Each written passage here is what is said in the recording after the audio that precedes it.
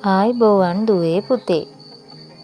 අද අපි වෙසක් පොහොයේ වැදගත්කම සහ ඒ සම්බන්ධව කරන වැඩසටහන් මොනවද කියලා හඳුනා ගනිමු. සිද්ධාර්ථ කුමාරයාගේ උත්පත්තිය සිදුවීම. සිදුහත් බෝසත් අවසානන් බුද්ධත්වයට පත්වීම. බුදුරජාණන් වහන්සේගේ පිරිනිවන් පෑම සිදුවීම. අපි දැන් බලමු වෙසක් පොහොය නිමිත්තෙන් කරන වැඩසටහන් මොනවද කියලා. වෙසක් කූඩු සෑදීම.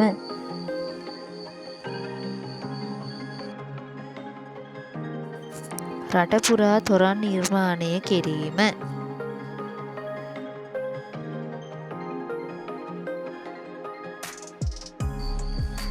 දන්සල් සංවිධානය කිරීම.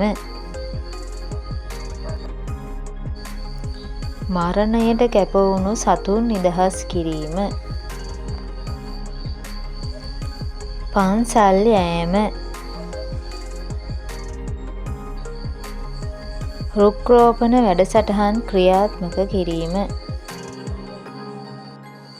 සෑම නිවසකම බෞද්ධ කොඩියක් එල්ලීම.